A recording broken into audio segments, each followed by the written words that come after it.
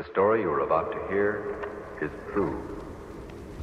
Only the names have been changed. Primeiro Meias. Olá, bem-vindo ao Primeiro Meias. Esse é um podcast feito por pessoas que convivem com depressão e ansiedade. Nenhum de nós é médico nem especialista. Bom programa!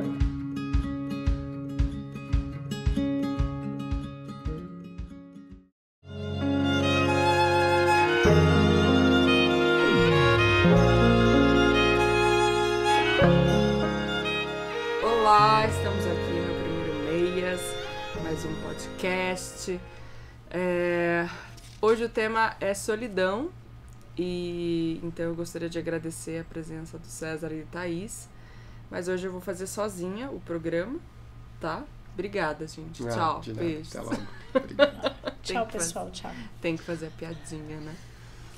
Tá, bom, solidão. Por que o tema solidão que veio pra mim? Nesta segunda-feira, eu, pela primeira vez na minha vida, vivi um momento inédito, um sentimento inédito que eu nunca tinha vivido na vida, que é o seguinte: eu e a minha mãe somos praticamente só eu e ela, assim, no mundo, em termos de família. Eu tenho alguns primos e tal, mas quando eu falo família, aquela pessoa que você pode ir na casa sem sentir uma visita, só eu e Dona Priscila, minha mãe. Então, eu tenho sempre um sentimento muito grande de solidão. E de vez em quando me dá um pavor só de pensar dela morrer e que eu vou ficar completamente sozinha no mundo. Porque eu não tenho pai, tenho 2 irmãos que são por parte de pai, mas que eu tenho pouco contato, inclusive um mora na Nova Zelândia. Bom, o que aconteceu foi que, desde que meu pai morreu, a minha mãe nunca tinha viajado pra fora, assim, do país, sem eu estar junto. Né? Então a gente sempre viajou juntas, ela só ia pra praia no máximo ela foi no Rio de Janeiro. Então são 27 anos com mames por perto, sempre. Ou pelo menos, né, mesmo quando eu morei longe, era eu que estava longe, né? Não era a minha mãe viajando. E daí eu percebi de domingo pra segunda que eu não estava conseguindo dormir, que começou a me dar um leve pânico. Porque eu nunca tinha vivido isso da minha mãe viajar. E eu fiquei tipo, meu Deus do céu, se acontece alguma coisa com ela. E daí eu não fiquei nada bem. E depois eu fiquei pensando, meu Deus, se acontece alguma coisa comigo, como que eu vou ligar pra minha mãe? Minha mãe vai estar ocupada. E assim, ela não foi pra um lugar simples, ela foi pra Israel, tá? Ela foi em excursão, Israel é um local seguro, não sei o quê, mas não é aqui do lado. Certo? Tipo... E daí eu Você virou a mãe, Virgínia. Eu me vi nesse momento de me sentir a mãe. E daí eu estou fazendo toda essa introdução.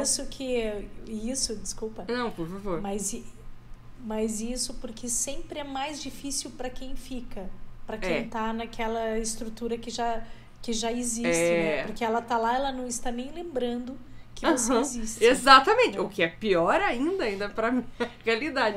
Que bom, minha mãe me achou pela primeira vez. Então, eu tive estou tendo uma mini experiência de como será quando eu estiver realmente sozinha. E eu tô fazendo toda essa introdução engraçada e tal, não sei o quê, mas pra falar sobre esse assunto de solidão, que pra mim é bastante frequente. É um sentimento que eu tenho que costuma me doer muito. Então, eu queria falar um pouquinho sobre com vocês, se vocês se sentem sozinhos, já se sentiram sozinhos, se vocês têm algum medo de solidão, conhecem pessoas sozinhas, enfim. Quem quer começar? Thaís, eu entrego essa pra você. Ai, obrigada, César. Nossa, fiquei bem contente agora de falar. Só pra você não se sentir sozinha. Obrigada. Inclusive a Neta aí falou que está se sentindo muito sozinha. Porque ela grava sozinha. Exato. Exatamente. A gente vai fazer Curitiba. A gente vai fazer um encontro primeiro meia, né? Onde os 3 gravem juntos. De mãos dadas. Num café, assim, que marca com todo mundo, né? Exato. Imagina só quando a gente puder fazer um Deprecon. Deprecon é ótimo. Várias camas, né? Várias camas para as pessoas deixarem ficar. A gente fica numa cama central. Toda uma caminha, chá, músicas leves. Deprecon vai ser incrível. Então eu, assim, eu não me sinto sozinha e eu não tenho nenhum medo da solidão. E eu sempre curti muito estar sozinha. E acharia que seria super legal estar sozinha também. Eu gosto de estar sozinha, assim, eu me considero uma boa companhia para mim mesma. Mas um excesso aí de autoconfiança, né? Que eu percebi em mim mesma agora nessa frase. Então, Thaís, é o último primeiro mês que você participa, porque você não tem nenhum problema. Eu ainda não entendi por que você tá fazendo. Mas ela é a pessoa que todo mundo quer ser. Exato! Obrigada. Exatamente. Ela tá aqui pra não ficar uma grande eu e você falando, chorando. Exatamente. Ela é o outro lado do pêndulo lá que ajuda a manter tudo numa linha equilibrada. Mas sabe o que é interessante? Por exemplo, uma coisa que eu tava conversando com o César esses dias e que eu ouço bastante, né? Eu gosto de ficar sozinha, mas eu acho que há uma diferença, que é a solidão que você escolhe, né? Tipo, eu estou com vontade de ficar sozinha agora. Ou vou passar o dia, que bom voltar pra casa. E, por exemplo, eu gosto de morar sozinha. Mas existe aquela solidão que é a solidão que você não tem opção. Eu acho que é aí que pega, assim, pra mim. Mas é a solidão de, tipo, de pensar de que se eu precisar, às vezes, tipo, eu não tenho com quem contar. Então, eu entendo isso perfeitamente, acho, e hoje, pensando muito sobre esse programa, eu fiquei um pouco me questionando sobre se a solidão, ela é uma escolha decorrente, independente se ela é decorrente de um processo que é consciente ou inconsciente, daquilo, né, etc., que a gente constrói ao nosso redor de relações, etc., E agora você falando sobre isso, sobre a opção, eu me lembro, então, obviamente, que, claro, eu fiz agora assim, uma introdução tipo da pessoa que não tem, mas obviamente já tive muitos momentos que eu me senti completamente sozinha e eu acho que tem muito a ver com essa ideia de pertencer a algo, né? E a gente tem falado muito aqui no programa sobre, assim, não se sentir de alguma forma adequada, não se adequar a determinadas situações, a determinados grupos, etc., né? E engraçado que eu estava dando uma lida em algumas coisas para o programa e veio uma mensagem exatamente sobre esse tema no grupo que eu tenho de mães antroposóficas no colégio não antroposófico. Então, são mães que acabaram se encontrando. Até fui ver qual que é a visão da antroposofia com relação a isso, mas, desculpa, não encontrei. Só encontrei umas referências a Jesus. Aí não cabe, né? Mas eu acho que é super importante pensar quando ela é uma escolha e quando ela é a falta da escolha. Quando ela é a não opção, né? Você não tem opção. Eu imagino que por acaso veio também o papelzinho da minha terapia que a gente falou sobre religião e o sentido da religião, né, que faz com que o homem não se sinta sozinho, né, porque religião vem do religar. Então eu achei super bonita essa palavra, por isso eu queria falar ela agora, porque justamente fala sobre essa sensação que a solidão, que é a sensação do todo, você nesse todo. Sim. Perdido de alguma forma, né? Sim. Acho que tem a ver um pouco com família. Quando a gente fala até em família, não só digamos, vocês são a minha família, sabe? Quando você fala pros amigos, ou não a família tradicional brasileira e etc, mas família assim que você troca e que são pessoas que você pode se abrir, você pode ser você mesmo, que pode acontecer com amigos, etc, mas a gente tá mais acostumado, é um lugar mais previamente seguro a uma coisa família quando é, logicamente, agradável, né? Tem muita gente que às vezes é expulso da família, a gente inclusive tá aí em mês do LGBTQI+, onde um monte de gente às vezes é expulso de casa por simplesmente ser quem é, né? Imagino que essa seja uma solidão enorme, que é isso, de repente você se vê, tipo, tá, com quem que eu posso contar. César, falamos sobre isso esses dias. O que você acha? Eu vou passar minha fala pra Thaís. Brincadeira. Eu vivi muito... Assim, eu sempre me achei muito sozinho. E aos poucos eu aprendi a conviver com isso. Não conviver do tipo aceitar, mas me entender no meio dessa solidão. Assim, eu sempre fui um cara onde resolvi meus próprios perrengues. Assim, eu sempre me resolvi sozinho. Isso, por um lado, foi muito bom, porque me deu quase um autodidata sobre problemas. Tudo eu resolvo sozinho, tudo eu sei fazer e tudo certo. Mas ao mesmo tempo também, por outro lado, quando alguém me fala um parabéns, foi do caralho, eu gostei e tal, isso não me atinge. Não me atinge nem pro ruim nem pro bom, nem dos dois lados, que é uma coisa interessante que eu até falo na terapia ultimamente. Então, assim, desde moleque eu fui um pouco assim, um pouco introspectivo, mas eu sempre tentei olhar a solidão como uma forma de recarregar, como uma forma de me reestruturar. Então, assim, isso é uma coisa até que, sendo muito, muito cult agora, e culto, na verdade, é uma coisa que Nietzsche falava, que você tem que usar a solidão. Foi boa, né? Eu vi a cara da Virginia aqui do lado e fiquei muito empolgado. Nietzsche. Mas é uma coisa que ele falava, que a solidão é um momento onde você pode ser você mesmo sem essência, na essência, perdão, sem ter que se adaptar à sociedade. Porque, assim, por mais que a gente tenha que ser nós mesmos, a gente sempre se adapta à sociedade. Isso é uma coisa normal, que é uma coisa natural. Não é que a gente está com muitas máscaras, é que a gente tem que se adaptar mesmo, porque a sociedade exige isso e tá tudo certo. Mas quando a gente está sozinho, a gente pode ser a gente mesmo. E é engraçado, porque eu vou contar um outro segredo meu aqui. Eu sempre quis aprender a dançar. Eu sempre achei que eu era um mau dançarino. Bom, eu ainda acho. Mas eu sempre quis tentar desencanar. Mas eu percebi que eu era um mau dançarino porque eu era muito encanado. Porque eu sempre me olhava e falava, não, mas essa mão tá errada, né? Esse pé tá errado, não, esse corpo, esse quadril, solta mais quadril, enfim. E sempre tive essa coisa com dança, né? Não só dança em par é pior ainda, mas dança sozinho mesmo.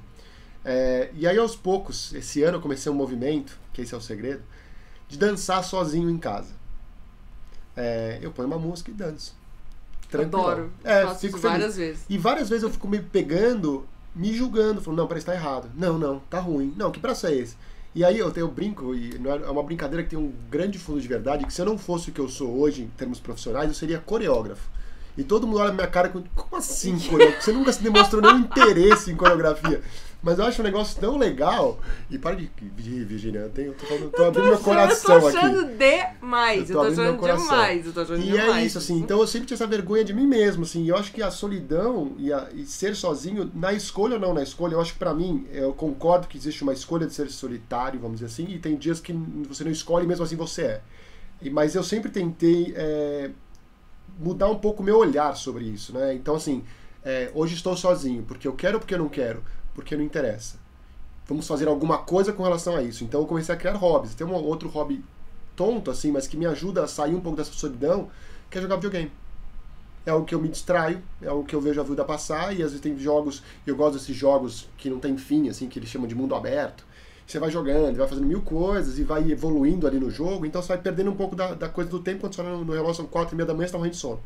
E é isso. E aí são formas que eu descobri de driblar a minha própria cabeça quando eu vejo que é algo que eu me sinto solitário. É claro que isso não funciona 100% das vezes, mas são, de novo, é o que eu sempre venho falando nos programas, são maneiras que eu achei de, não de mentir para mim mesmo, mas de me entender e sacar o que está acontecendo e tentar, né, limar e tentar fazer com que o sentimento de solidão ou qualquer outro tipo de sentimento seja diminuído de alguma forma, seja menor, o impacto no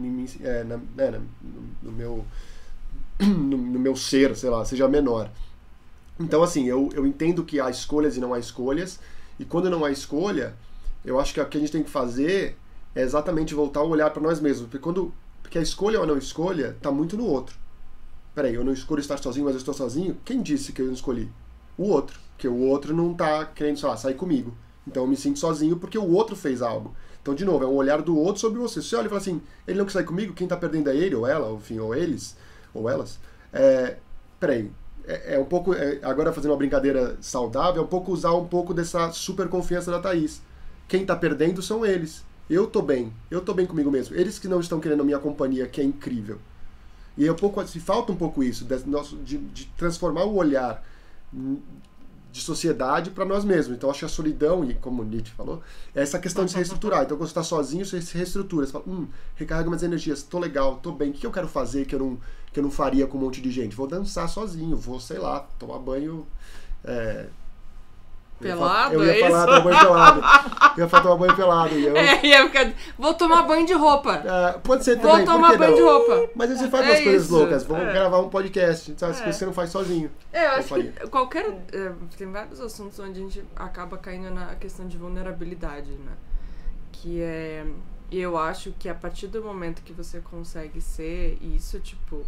Eu tô falando pra mim mesma. Porque eu não consigo fazer isso. Ser vulnerável com o outro. Porque, por exemplo, eu também adoro dançar sozinha em casa. Eu tenho uma amiga com quem a gente fazia isso junto, que era uma coisa maravilhosa. Eu e Marina, a gente colocava várias músicas, a gente ficava dançando. Era a nossa balada. E agora eu perdi o que eu ia falar. Tá, vulnerabilidade, enfim. Quando você tá sozinho em casa, está dançando, beleza, você pode até ter o seu próprio julgamento, mas você tem pouco a perder com isso, né? Não é que nem como você estivesse... numa apresentação ou no meio de um monte de gente, porque a gente morre de medo de ser humilhado, né? A gente não gosta de ser ridicularizado, porque daí a gente entra, só que assim, quando acho que você consegue ser vulnerável com os outros e ter uma troca com a outra pessoa, troca de energia, troca de ideias de verdade, mostrar quem você realmente é e ser aceito por isso, isso faz a gente se sentir menos sozinho no mundo, né? Porque quantas vezes eu, pelo menos, tô com um monte de gente e me sentindo muito sozinha nesse monte de gente. Porque eu provavelmente não tô conseguindo nem ter uma conversa direito com ninguém, eu sinto que ninguém realmente me conhece ali, e eu sei que isso muitas vezes é um problema meu, porque eu tenho esse medo de ficar eu fico na defensiva, porque é exatamente o medo de não ser aceita, o medo de ser abandonada por ser quem eu sou. É isso, assim, que eu não sou nada muito diferente, não, né? Eu fico sempre imaginando a coragem que deve ser pra você se colocar no mundo como algo que não é comum, pelo menos pra todo mundo, que é uma solidão enorme, né? Enfim. Então, acho que tem essa questão da vulnerabilidade que é bem interessante, que daí também sempre cai no pertencer. Uma coisa que eu fico às vezes me questionando muito é que nos dias atuais se fala muito, você tem que, né, viver bem sozinho, você tem que estar bem sozinho, coisa que eu concordo completamente, porque também sem um autoconhecimento e sem alguns momentos de reflexão, a gente acaba ficando só tentando sempre agradar o outro, enfim. Mas, ao mesmo tempo, nós somos seres sociáveis. Né? A gente não pode achar também que a gente não precisa dos outros, que a gente não precisa, né? A gente se acostumou a estar em sociedade, em comunidade, e é uma das coisas que eu acho que o ser humano mais gosta de fazer é estar em grupos que você se sente parte daquilo. Eu lembro quando eu, a Thaís e a Jace, a gente se conheceu, da felicidade que foi pra nós três, a gente se sentia tipo, nossa, encontrei a minha turminha. Era, assim, uma satisfação muito grande de estar, nossa, com pessoas que gostam das mesmas coisas que eu gosto de fazer, as mesmas coisas, eu consigo ser eu mesma, consigo conversar, consigo dar risada. Era uma sensação muito gostosa, assim como quando eu reencontrei agora com o César e a gente tá se encontrando sempre, é a mesma sensação do tipo, nossa, que bom, alguém com quem eu posso trocar ideias e me sentir menos sozinha no mundo. Então, enfim, fale, Thaís. Então, eu acho que isso foi um ponto que é super importante, que, na verdade, quando a gente chega e pensa na solidão, você pensa que o que são as parcerias, o que são a família que você escolhe, né, os amigos, os amores, etc. É justamente isso. Tipo, tenho alguém para dividir, para compartilhar e para conviver. né? Eu acho que essa é a grande questão. Acho que a gente passa muito tempo da vida realmente aprendendo a como lidar com a invisibilidade, né? A nossa solidão, como é que a gente tem que enfrentar e ter essa coragem perante essa sensação do vazio. Quando eu penso na solidão, eu não necessariamente penso numa solidão relacionada ao outro, né? Muitas vezes eu tenho uma solidão da falta de um projeto, da falta de um motor propulsor naquele momento criativo. E isso, para mim, é uma sensação desse vazio. E se eu pudesse falar um sinônimo de solidão, para mim, seria vazio. E isso pode se relacionar a muitas outras coisas, claro. A gente falou ontem muito, eu e a Fátima, sobre não me relacionar com o eu e com o outro dentro de mim. E eu acho que isso é importante, né? É importante que tenha que eu reconheça esses outros, que é o próprio César, que está fazendo um pós-doc, homeschooling já de coreografia em casa, mas que ele que tá se relacionando com esse eu. Cada vez que ele se propõe a pôr a música e dançar, ele está fazendo um processo evolutivo ali do ser humano. Então, eu acho que primeiro se relacionar consigo e com o outro dentro de você, e aí acho que daí emana para fora. Mas a solidão, para mim, eu vejo como realmente um significado de um vazio, seja existencial, seja daquilo que me motiva, né, que é a minha energia vital, que me faz levantar da cama todo dia e vir, que não necessariamente para mim, que tem uma parte assim, já tenho uma filha, tenho um marido e tal, mas para mim é um projeto. Então, quando eu não consigo alavancar esse projeto, eu me sinto super solitária. E aí, quando vem essa sensação de solidão, eu sou invadida por vulnerabilidade, eu sou invadida pelo medo da crítica do outro, do olhar do outro. E aí eu vou me encontrando na minha pequenez. Eu vou ficando menor. E acho que aí é que chega o momento que é o perigo, né?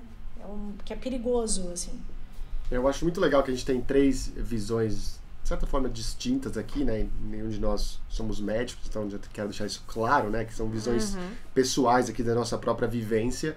E para mim, nessa questão da solidão, o que eu vejo, o que eu vi durante esses anos pensando nisso tudo, foi um pouco isso, assim. Eu sempre fui o cara, e aconteceu isso semana passada, até comentei com a Virgínia, eu tava vendo um documentário sobre tubarões na cultura, num domingo, não, foi no feriado, na quarta de manhã, quinta de manhã, sei lá.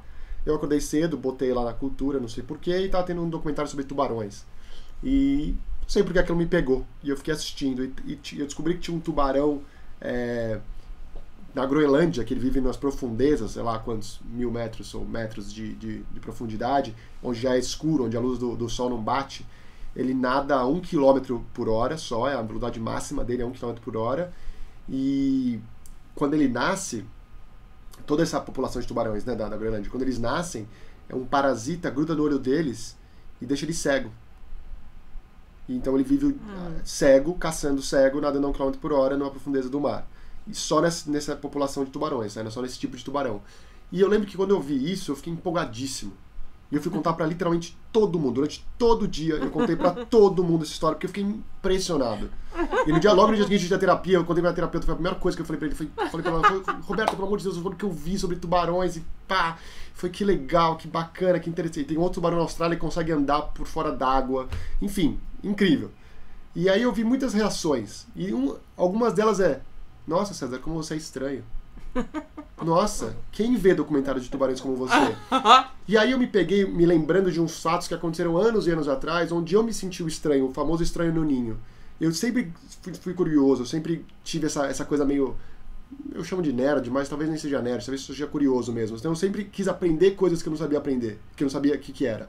Então hoje em dia eu faço coisas que as pessoas falam, como é que você aprendeu a fazer isso? Como é que você sabe que fio ligar na tomada? Sei lá, porque eu fui lá um dia e fiz, sei lá, porque eu sou curioso bastante. E por muito tempo eu achei que eu que tinha que me adequar à sociedade. Então por muito tempo eu achei que eu Não que eu estava errado, mas que eu tinha que aprender a lidar com as pessoas, me moldando dessa forma para aprender a lidar com elas, né? Eu lembro que uma época, quando eu era mais adolescente, eu tentei ser o cara que ia pra balada e tomava, sei lá, Smirnoff Ice e vestia a camiseta regata, sabe? Eu nunca fui esse cara. E eu tentei ser, porque eu falei, pô, eu tenho que me adequar, porque se as pessoas olham pra mim e falando eu sou estranho, então eu sou estranho. E aí aos poucos eu fui pensando e falei assim, cara, essa estranheza que as pessoas veem como estranheza, que eu vejo como cultura, que eu vejo como curiosidade, hoje as pessoas falam assim, César, não tem uma pessoa no mundo que você não consiga falar. Você tem assunto pra todo mundo, inclusive pra quem gosta de tubarão. Mas eu comecei a descobrir que essa minha curiosidade, esse meu gosto por aprender coisas, é o que me torna diferente. Não diferente no sentido de ser melhor ou pior das pessoas, mas diferente no sentido, se eu tô dançando, como a Virginia falou, e as pessoas me olham e falam, nossa, que cara estranho, eu particularmente desenvolvi isso, que eu olho para as pessoas assim, por que eu sou estranho? Eu sou o cara que tô tentando, eu sou o cara que tá me divertindo. Dani está me olhando, se você está me olhando e tá me achando estranho, pena de você, porque eu tô me divertindo aqui. Então, esse trabalho de dançar sozinho em casa, essas coisas que eu falo, é um pouco de me acostumar comigo, que eu nem está falando, Thaís, me acostumar comigo mesmo. De me entender e falar assim, cara, é assim que eu me divirto. E se você acha que eu não me divirto, se você olha pra minha cara e fala assim, nossa, esse cara é estranho, e eu vejo muita gente, eu vejo, enfim, agora não sei porque eu tô tendo muito contato com pessoas de menos idade, assim, menores, assim, de adolescentes e pré-adolescentes. E eu vejo eles nessa fase que eu também passei. E que é uma fase muito difícil, porque não tem como você explicar pra outra pessoa. Por exemplo, o irmão da minha companheira tem 11 anos e tal, e um dia ele veio falar pra mim, eu me acho feio. O que você vai falar pra um cara desse? Não, você é lindo, de fato ele é. Todos nós, ninguém é lindo 100%. Eu falei pra ele, ninguém é lindo 100%. Todos nós temos defeitos. E tudo certo. E tá tudo bem. E as coisas vão mudar. E hoje em dia você se acha feio, amanhã talvez você se ache mais feio. Talvez outro dia você se ache mais feio ainda. Talvez um dia você se ache bonito. Eu, por exemplo, sempre me achei feio na adolescência. Hoje em dia eu me acho bonito. Eu acho um cara legal, bacana. E eu acho que... Gente, eu tô chocada que vocês dois estão muito bem resolvidos. Não é bem resolvido. Vocês dois estão demitidos. Não é bem resolvido, não é bem resolvido. Aqui de novo, aqui eu falo como não médico, porque é algo que eu aprendi durante meus anos. E eu te falo 100% aberto aqui. Não é sempre que isso dá certo. Mas é o que eu tento pensar todas as vezes que isso bate na minha cabeça. É como tentar, e é isso, é tentar trazer essa solidão, e é o que eu falo, porque não tô olhando como um cara que é bem resolvido. Muito pelo contrário. É um cara que está sempre se perguntando coisas, mas quando a porca torce o rabo, se é isso que eu posso usar essa expressão, eu olho para dentro e eu fico comigo mesmo. Então, assim, ao invés de escolher entre eu e a sociedade, eu escolho eu mesmo. Então, quando alguém fala assim, você é um estranho que você está falando sobre tubarão, eu olho para dentro e falo assim, eu não sou estranho. Você que é estranho porque você está olhando para mim e me julgando. Então, você que é estranho porque você julga. Eu não sou estranho porque eu não julgo. Tá tudo certo, eu gosto de tubarão, qual é o problema? Você gosta de balada e Smirnoff Ice? Perfeito, eu não te julgo, ótimo, vai lá, vai dançar seu sertanejo, universitário, tá tudo bem, tá tudo certo. Então é que você começar a ver, e acho que é um pouco indo para um papo mais social, político, é um pouco dessa intolerância que a gente vê com você comentou do LGBT e com outros grupos. Essa intolerância que a gente tem que se moldar da forma que as pessoas querem que a gente se molde. Não, a beleza do mundo, e eu estava comentando hoje com um professor que eu fui filmar um negócio de manhã. Eu fiz um documentário sobre o rabino Henry Sobel em 2014. E ele falou uma coisa, entre muitas outras, ele falou uma coisa que me bateu e até hoje eu nunca esqueci disso. Ele estava falando um pouco das religiões e das espiritualidades, das pessoas de uma forma geral, né? Ele falou, César, a gente tem que entender que o mundo não é preto e branco. O mundo, falando na linguagem de televisão, o mundo é em Technicolor. E todas essas cores ajudam a gente a ver o mundo da forma como ele é. Imagina se o mundo fosse preto e branco. Imagina que chato seria. Imagina que só tem certo e errado. E não tem só certo e errado. Tem certo e errado, talvez, o mais ou menos, o quase lá, o menos lá, o não gosto de, sabe? E é um pouco isso que a gente tem que trabalhar dentro da gente. Acho que a gente sempre, e é o que a Thaís está falando, assim, acho que a gente trabalha muito para fora. Entender o outro, entender o que as outras pessoas querem falar, entender o que os outros caras querem passar, as pessoas e tal. E a gente a gente não se entende. E acho que a solidão e o momento de solitário é um pouco da gente parar e se entender. Por que eu me sinto solitário? Por que isso é uma solidão? Por que essa escolha é minha? Por que não é? E se perguntar porquês. E realmente ir anotando, ou ir pensando, ou ir gravando vídeo. Tem vários áudios no celular que eu gravo, andando na rua, em casa, quando eu acordo. Eu vou gravando porque eu vou entendendo isso. Aí depois de 2, 3 dias, 2 semanas, 3 meses, eu olho aquilo de novo e falo assim, olha só, eu pensava daquele jeito, que bacana, será que eu tô certo? Será que eu tô errado? Será que aquilo faz sentido pra mim agora? Então, pegando um pouco da linha da Thaís, é um pouco isso, assim, da gente se entender. E dançar sozinho é me entender como corpo, me entender como ser humano. De novo, isso não é uma regra para o sucesso, isso funciona às vezes para mim, às vezes não funciona. E tem dias que a Virginia mesmo sabe, tem dias que eu tô na solidão mesmo e tô naquele momento que droga, nem todo mundo me odeia. Mas aí eu tenho esses escapes, eu tenho um hobby que eu faço, ou eu vou correr, ou eu vou jogar videogame, ou eu vou tomar cerveja, ou eu vou... Enfim, tem escapes, tem momentos ali que você não aguenta mesmo, e aí esses momentos você tem que achar esse escape. Então, assim, só que você só acha esses escapes se entendendo, se perguntando, o que me faz feliz? O que me faz feliz? Né? Não o que faz eu feliz com as outras pessoas, o que me faz feliz. E realmente, às vezes sair, sentar no McDonald's e comer um quarteirão, talvez não faça meu corpo feliz, mas me faz feliz. Eu vou lá e sento sozinho lá, tomo uma coquinha, como um Big Mac, e tá tudo certo, tá tudo bem, tá tudo tranquilo, a vida é assim. E... Eu tô demitido. Tô demitido. Tô demitido. Aqui não é pra gente falar mas tem uma música bacana de uma banda chamada Capitão Fausto. Eles são tipo um Los Hermanos de Portugal. Tá, a gente vai tocar essa música agora, é isso? A gente pode, não precisa tocar essa música não. A gente pode, ouvir. Vai tocar, tá bom, então toca a música. Vamos tocar essa música. Mas chama Amanhã Eu Tô Melhor. E tem uma parte da música que ele fala assim, amanhã eu tô melhor. Ontem eu tava na merda. Amanhã eu tô melhor. Ontem eu tava no caralho, não sabe como é que ele fala. Mas é bacana, porque às vezes é isso. Amanhã eu tô melhor. Então, hoje eu tô solitário? Tudo bem, amanhã eu tô melhor. Amanhã tô melhor, mas ontem tive na merda. Sem emenda para variar. Já não vou entregar o peso desta encomenda. Com trabalho hei de compensar. Faço caras ao espelho, todas postas à venda. Vou pesar aqui o assunto, Pese. tá? Depois desse momento que eu fala, Thaís, antes de eu pesar eu o agradeço assunto. que você pese um pouco, porque a música que eu trouxe, ela é tipo pra... Ela é bem pesada, e daí eu não tava achando espaço. Então vou pesar, se prepara que agora eu vou pesar o assunto.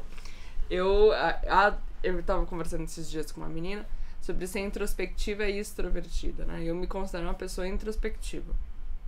Que é aquela pessoa... uma vez eu achei muito legal uma definição que é pessoas introvertidas, quando vão, por exemplo, estão em contato com os outros, a gente doa muita energia e se sente descarregado e consegue se recarregar estando sozinha. Enquanto pessoas extrovertidas, às vezes se sentem descarregadas quando estão sozinhas e se carregam estando com os outros. Então, eu preciso ficar sozinha, muitas vezes. Eu criei isso pra mim, talvez seja um pouco também, inclusive, da parte de sobrevivência. Beleza, eu aceitei que eu sou sozinha, então eu curto ficar sozinha e tal. Então, e eu preciso de vez em quando. Eu sinto que quando eu tô com muita gente, às vezes eu dou fico meio desnorteada.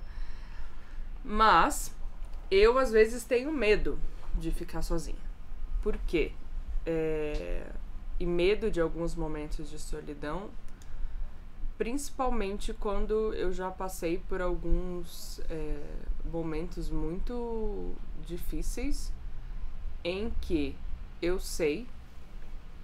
fico com medo de ter algumas crises e fazer uma besteira muito grande, né? Daquelas irreversíveis, vulgo suicídio.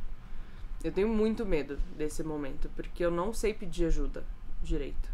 Então, tem alguns momentos que eu fico sozinha e geralmente eu fico com medo de ficar sozinha exatamente porque eu sei que eu sozinha vou pra um lugar um pouco complicado. Que, por exemplo, o Felipe várias vezes acompanhou alguns momentos que eu entro em super depressão e crise em que não tem muito o que faça eu sair de uma noia, assim, eu me encasqueto com alguma coisa do tipo... eu não preciso estar viva, ninguém tá nem aí, eu não sirvo pra nada, eu sou uma bosta.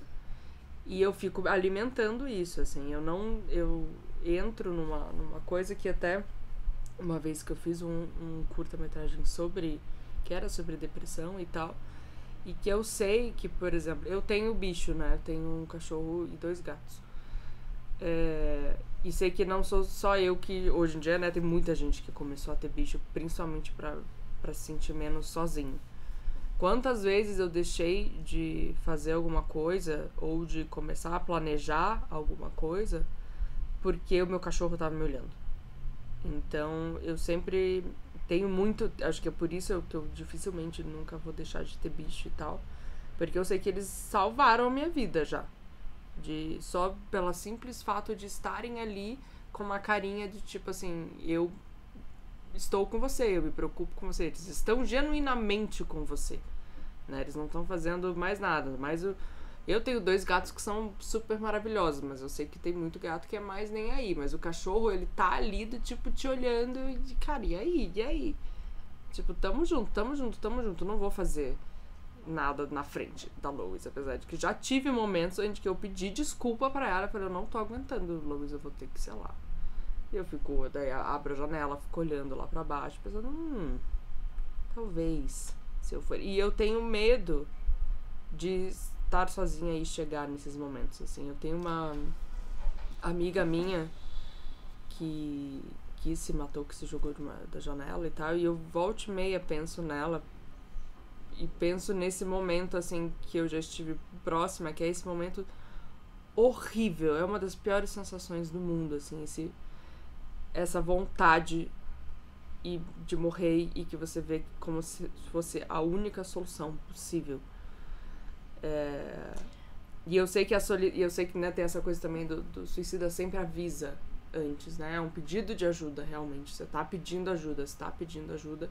E eu lembro da vez que eu fui internada, antes de eu ser internada, o psiquiatra falou assim, ou a gente vai internar a Virgínia, ou ela não pode ficar sozinha, de jeito nenhum. E eu sei que eu tenho alguns momentos na vida onde são muito difíceis e que eu tenho essa incapacidade de lidar sozinha e que realmente me dá um pouco de medo de ficar sozinha. E daí isso assim no dia a dia, daí esquece essa coisa que eu iniciei, né, da minha mãe e tal, mas eu sei que, por exemplo, a minha mãe é uma das poucas pessoas onde, se eu tiver uma crise enorme, eu evito fazer isso com ela porque eu acho ruim, né? Eu tô em São Paulo, ali em Curitiba, ela fica sabendo que eu tô, tipo, muito mal. Mas é uma das poucas pessoas que eu consigo, poucas não, acho que é a única, que eu consigo ligar pra chorando desesperadamente. E falar, eu não tô bem mesmo, e ela vai se preocupar. Fábio, tá isso que você não, eu queria saber de você principalmente de onde que vem. Você reconhece sabe qual que é esse dispositivo que desencadeia isso em você? Desencadeia qual parte? A vontade de morrer? Assim, não, essa tristeza, vontade de morrer também, mas essa tristeza profunda, que a impressão que me dá é que você é invadida por isso, sim, né? Sim. E tá num controle que é quase externo, que independe de você. Né? Eu acho que tem alguns triggers, assim. Eu sei que tem um principal, que é esse da solidão mesmo. Eu sei que o simples imaginar a minha mãe morrer, para mim, me dá uma sensação muito, muito ruim. De, tipo, quase insuportável de pensar... É um sozinho no mundo real, assim. É muito bizarro. Às vezes eu tenho, inclusive, uma dificuldade de conseguir explicar isso para os outros. Porque é engraçado que muitas vezes quando eu falo sobre isso, eu me sinto muito sozinha, porque eu não tenho família, eu me sinto mais sozinha quando a pessoa, ao ouvir isso, fala, mas você tem seus amigos, você tem isso, você tem aquilo, não pensa assim e tal. Faz eu me sentir mais sozinha, porque além de tudo, eu tô conversando com a pessoa, eu tô abrindo meu coração e a pessoa não está me entendendo. Esse não entender me faz sentir eu mais sozinha ainda. Se a pessoa ainda fala, que merda, realmente eu te entendo, gostaria que você não se sentisse assim, é óbvio que a pessoa não tá falando por mal nem nada, mas eu acho que a coisa que mais me faz é essa solidão no mundo e uma sensação de que eu sou um caso perdido. Tipo, nossa, Virgínia, você não sabe lidar com seus próprios traumas, você não sabe lidar com um monte de coisa, você não sabe lidar com um monte de frustração. Parece que eu sempre vou estar cometendo um monte de erros e fazendo escolhas erradas. é o medo de eu não tenho uma autoconfiança, assim, eu tive uns traumas nos últimos tempos que eu perdi muito da minha autoconfiança, então é uma confiança de que eu vou superar, então quando essa confiança de que eu vou superar algo esvai, costuma vir essa vontade, tipo, nossa, pra que eu vou continuar viva? Tipo, não faço diferença nenhuma na vida, inclusive eu só estou atrapalhando. E também, acho que também tem essa coisa de, tipo, não querer sofrer mais. Né? Muita gente fala sobre suicídio, você não necessariamente não quer viver mais, você não quer sofrer mais. E você acha que não tem como não sofrer mais, a não ser morrendo. Então, eu acho que... viu? Falei que eu ia pesar. Não, deixa eu te cortar rapidinho. Eu acho... Pesou, de fato pesou. Eu tô indo embora, a gente vai se falar daqui a pouco. Voltando ao papo que eu tava falando de olhar pra dentro, não em grande parte eu te entendo, e acho que a minha mãe é uma boa pessoa pra você conversar, porque ela perdeu o pai e a mãe no mesmo ano. E ela não tem irmão, ela é filha única. Então, de fato, ela está sozinha no mundo, então um dia eu vou botar pra você conversar com ela. Por favor, ela vai adorar. super te entender e ela pode dar uma dica do tipo, fica tranquila que dói, mas você vai ter que seguir com a vida. Mas enfim, Só um adendo. E é engraçado que eu, tipo, várias vezes já falo assim, que é por isso que eu tenho uma vontade enorme de constituir família. Porque eu sei que, tipo, a minha família de antes, ela ficou meio mais ou menos. Então eu gostaria muito de ter filho, de ter não sei o que. Não que a partir de nossa, o filho vai ficar comigo grudado pra sempre. Mas eu tenho uma sensaçãozinha que talvez possa ser diferente. Tem o Tinder aí pra isso. Enfim. Então, isso eu vou colocar no meu perfil do Tinder. Exato. Preciso constituir família, estou me sentindo muito só. Exato. Acho que tem que ser. Não, mas assim, não numa totalidade, eu entendo que grande parte disso vem de um outro caminho, vem de um outro lugar. Mas uma coisa que você me falou que eu posso fazer você pensar, não é que vai fazer sua vida melhor e mais colorida a partir de agora. Mas quando você falou assim, eu me sinto inútil, eu me sinto que eu não faço diferença na vida de ninguém. E eu entendo que a gente tem que viver em sociedade. Mas, de novo, você está olhando a sua própria vida sob a perspectiva das outras pessoas. Eu não faço diferença na vida de ninguém. Tudo bem, e na sua? Na vida de ninguém. Não, mas eu acho que mas é muito ruim se sentir inútil, né? Não, tudo bem. Mas concorda que é melhor, mais... Eu acho muito pior eu sentir inútil pra mim mesmo. Tipo, eu me senti inútil, sim. Eu sou um bosta. Mas um bosta porque eu fiz alguma coisa que me deixou me sentindo bosta. Não porque eu sou um bosta, porque eu acho que as pessoas me veem como um bosta. De novo, isso não é algo que é algo a se pensar. Mas daí quando você tá muito mal com você mesmo, de novo, isso não... realmente, eu concordo que deve ser um caminho ali, não só em volta, mas um caminho difícil de separar e respirar nesse meio do turbilhão. Mas é algo que a gente precisa pensar um pouco antes. Né? Antes, assim, não tipo antes de acontecer, antes agora. E tentar descobrir, tentar achar uma forma de, no turbilhão, você conseguir um respiro. Seja... Né, ligando para algum amigo, alguma amiga, ou enfim, fazer alguma coisa, mas também fazendo alguma coisa de si mesmo, porque assim, eu acho que a gente é o nosso próprio demônio e nosso próprio santo, vamos dizer assim, nosso próprio anjo. Eu acho que a gente pode levar a gente para um buraco muito mais fundo, mas também a gente consegue trazer um pouco para cima. Não é fácil, eu falo porque eu tô falando agora, no momento de plena consciência, onde a gente tá batendo um papo. Então, realmente, na hora que né, falar de novo essa expressão, porque eu fiquei ouvindo ela ontem, semana passada, não sei agora, que a porca torce o rabo, é difícil mesmo a gente parar e pensar e respirar. Mas é algo que, de novo, volto no que a Thaís falou, é um pouco da gente tentar se conhecer, para tentar saber, peraí, por que eu sou bom? Eu acho que tem que ter um equilíbrio das coisas. Eu acho bem importante ter essa coisa de olhar para si mesmo e conseguir se auto-tirar do buraco. Mas também acho que a gente tem que, talvez, começar como sociedade a entender a importância do outro também. Porque senão a gente fica muito focado nessa palavra resiliência, né? Que tá na moda. E é muito pesado. Às vezes você pensar que você tem que dar conta de tudo sozinho e estar no buraco, ainda se tirar do buraco e não sei o que. Então eu acho que eu prefiro pensar num equilíbrio das coisas, sabe? Agora, pra falar um pouquinho sobre isso, assim, que eu tava pensando agora, que não é assim, eu já tive, obviamente, muitos momentos em que eu vivi momentos. Nossa, eu já tive momentos em que eu vivi momentos. Que bom que Ficou você bem viu esses momentos, bonito hein? Os isso. momentos. Agora a gente vai pedir momentos, Roberto Carlos.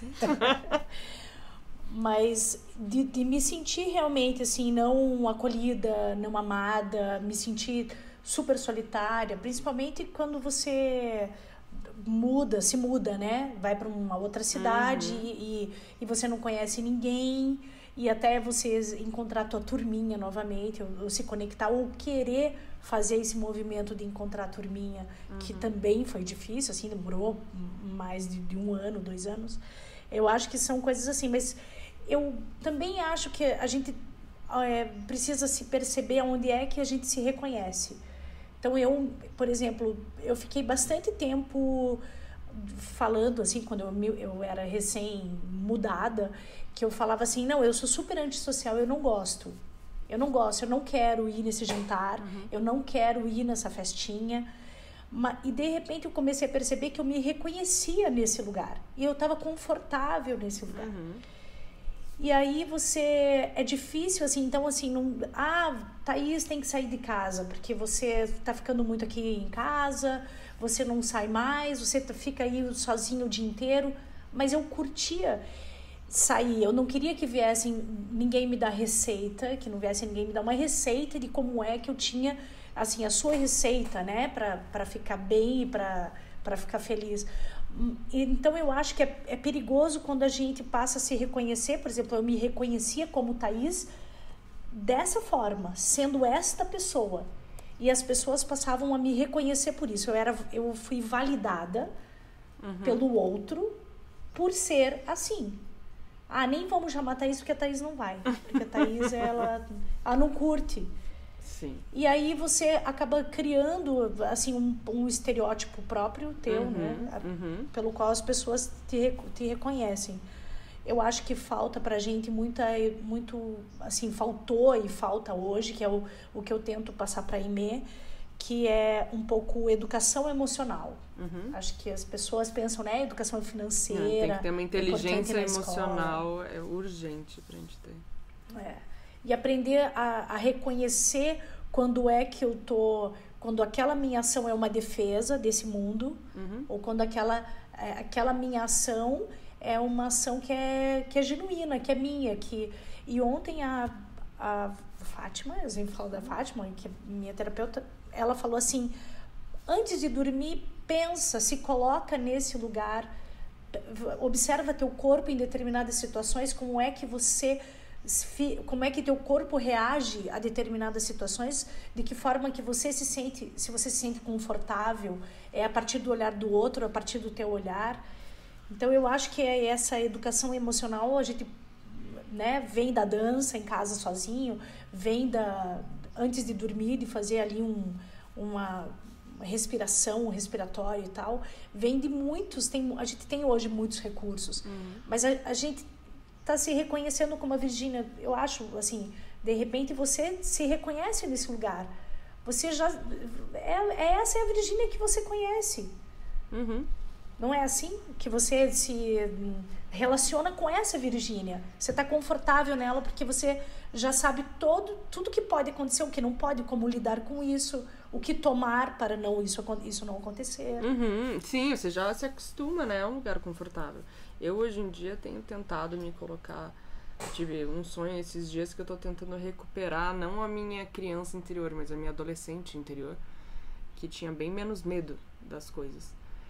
E eu até falei um dia que eu tô tentando, toda vez que eu fico um pouco receosa, eu me vejo em alguma situação que eu tenho que tomar uma atitude, se aquela atitude tá sendo tomada, quem que tá falando? É o medo ou o amor? Né, que eu acho que são as duas coisas mais importantes. Tipo, não, eu tô fazendo isso aqui por medo. Tipo, eu tô ficando em casa por quê? Porque eu quero ficar em casa. Porque, nossa, que vontade de ficar em casa. Porque eu amo ficar em casa. Eu estou com muita vontade de ficar em casa fazendo nada. Ou eu estou com medo de sair de casa. Né? Estou num lugar, com uma festa, não sei o que. Eu estou indo embora porque eu tô com sono, porque eu quero ir embora. Ou porque eu estou com medo de estar nesse lugar. Ou, enfim, eu acho que eu tô tentando sempre colocar essas duas coisas, assim, na minha frente. Tipo, quem é que tá falando agora? É o medo ou é o amor por algo? Então, achei ótimo isso, vou usar. Eu acho que é bem interessante para a inteligência emocional. Eu acho que a gente tem que começar a encerrar, né, o nosso programa. Eu não pensei previamente numa música, mas eu vou pensar. A gente pode terminar com a música da Thaís. Pode ser a música da Thaís, mas eu gosto de pedir música. Mas pede música não, próximo. Não, eu quero toda... Olha, a gente não se importa com você não é nada pra gente. Eu quero que toda vez. Sabe? A gente tá aqui só porque você eu chamou tô a conversando gente. com você, eu tô me sentindo sozinha. Tem que sentir mesmo, porque não interessa, que acabou, chega. Aí fala a sua música, a gente... Virgínia, tchau. Saco. Tá demitida, Tá Virgínia. demitida, exatamente. Isso é muito... E aí, obrigada. Esse é o último Isso primeiro é muito mês. pra baixo. A partir de semana que vem, eu e a Thaís vamos fazer o segundo mês. Exato. E a Vitina vai fazer sozinha o primeiro mês. Obrigada. É isso, gente. Então, a música, gente, só deixa eu falar da minha música. A música que eu escolhi é Ninguém Me Ama. Nossa, que bonito.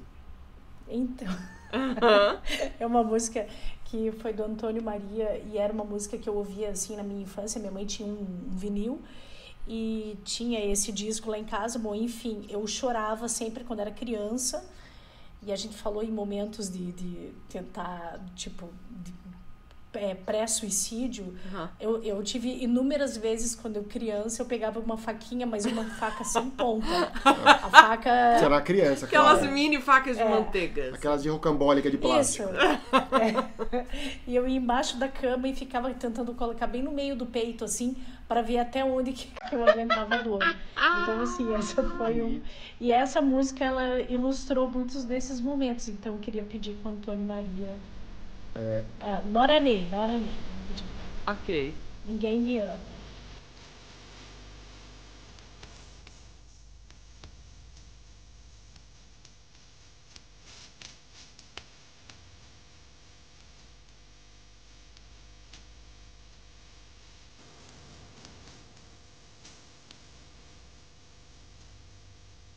Que bonito, a gente já terminando esse Exatamente. programa, Ninguém Me Ama. Exatamente. Obrigado, Thaís. A minha música seria melhor pra terminar, amanhã eu tô melhor e tal, uma coisa Não, mais. Não, Ninguém Me Ama, é isso aí. Então fiquem Gosto. bem, né? E ninguém ama Muito vocês. obrigada, exato. Pensa aí que os seres humanos não estão sozinhos nessa falta de amor. Mas ninguém ama vocês. E cuidado com as faquinhas de cozinha. Exato. Exato. Obrigada. Então tá bom. Tchau.